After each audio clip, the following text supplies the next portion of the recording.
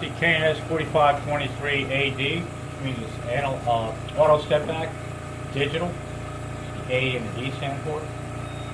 Being digital, you have a control panel on the left hand side here to set your programs. And here we have, I'll just step through some of the program we have here. We have the search site set, power, time, and force for bond 1. And you can set the step, kink, reverse, Y speed, and loop is set here.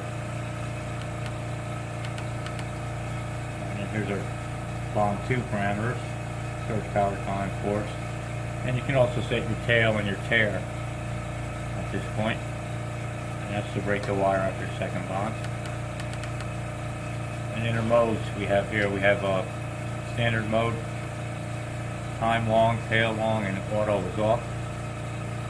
I'll just step through here. Another mode that can be programmed in is the table tear, and that's when the table will move to break the second bond, the wire at the second bond. And then you can do a Lang coupe there. This is all explained in the manual that you always see. Let's just put that back to standard. And then we have auto mode here, on and off. I'm going to leave that to off. When the auto mode is on, you'll see that you can just set up your first bond. It'll continue on to your second bond automatically. I'll demonstrate that later. Here's your chessman here that moves your table. With your work holder is set on, your work holder is there's a heater located inside the work holder. We have it set for 150C. Here's your light source here. This also has a high reset option, so if we hit that, you'll notice that the bond head moves up even higher. See, it'll be back to normal position here. Again, hit the high reset. And it just allows the wedge tool to be pulled out of the package a little bit higher.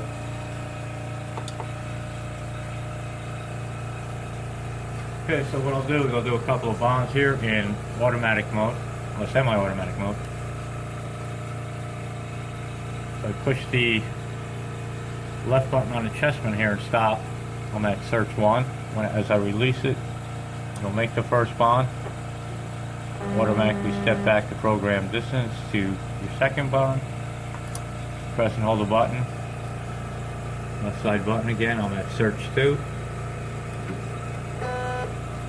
And then it moves back to the beginning. Bond 2 was just completed. Again, here's search 1.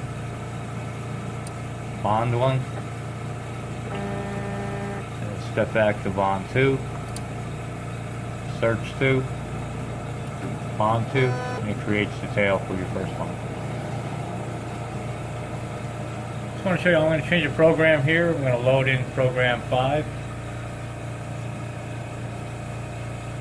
Hit enter. You can see here there's 1, 2, and 3. So this is going to do a loop sequence here. I mean a stitch sequence, which is going to include 2 loops. And we'll just demonstrate that quickly in semi-automatic mode. I'm going to press and hold. Bond 1 is formed. Now, I'm going to go to 2. It's going to create the stitch. And then the third bond.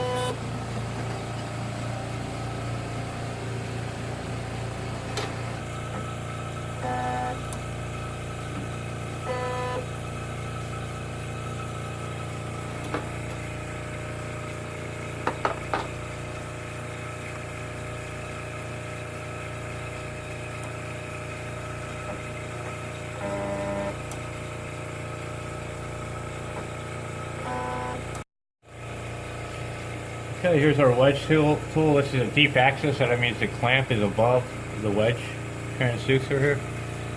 We're using a 1/2 inch spool of gold wire, it's 1 mil. We have a clamp switch here, open and close. You can barely see it, just barely opens the clamp.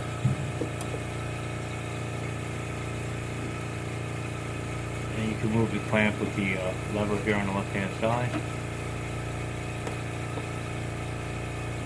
And if you need to, you can lock the clamp open. We're using this mechanism here. should open the clamps and lock. That's useful for when feeding the wire through the wedge slope. Again, we have the high reset. You can see we got the light set up in test button here. That's to test the ultrasonics. The green light should turn on. I normally test it by putting the tweezers here. You can hear the ultrasonics. And one other thing here is we have a manual button here.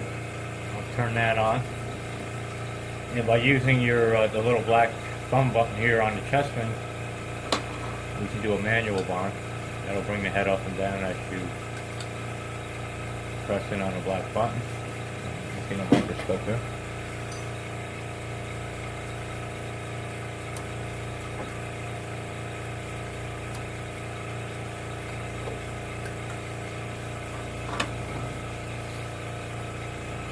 Just feed the wire there. I'll open it from here, close it.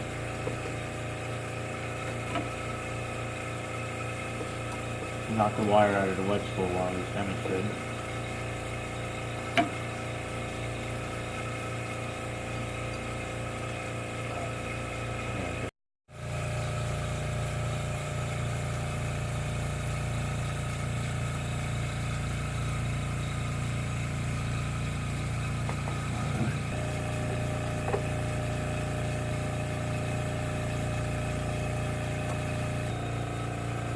Okay, I'm switching it back to semi-automatic mode by shutting the manual button off here. We can go to high reset here. And what I'm going to do is change the mode to auto on. Again, this is standard. Turn that on. And what you need to do here is just line up your first bond position. So that's search 1. Once it's lined up, I'll release it, and then it'll automatically do bond 1 loop, and then bond 2.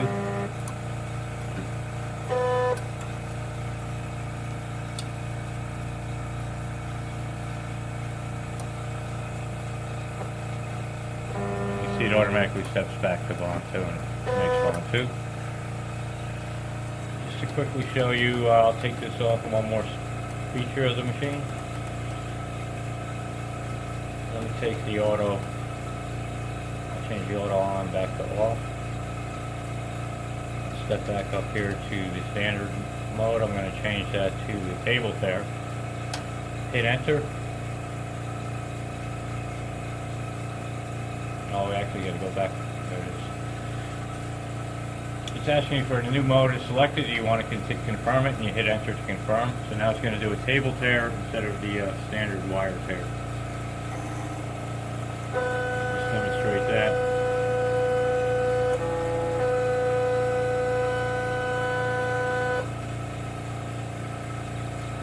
So it's the same bond parameters, it's just going to do a different type of tear after the second bond is performed.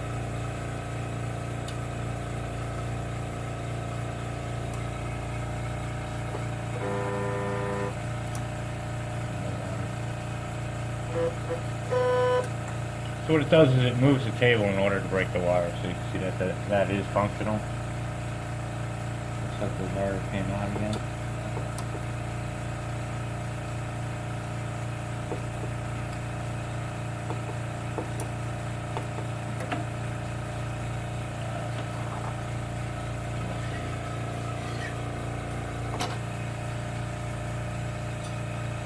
Okay, again, just to demonstrate the cable tear method, breaking the wire at the second bond. There's bond 1 there. It automatically steps back to bond position 2. I'll do a search on that. You can readjust if necessary. Bond 2 being performed. Cable tear creates the tail so that you can go on and make your bond 1 for your next sequence. There's bond 1. Step back to bond 2. Via bond 2 search, you can reposition, release, bond 2 is performed. Just using a table tear to create the tail.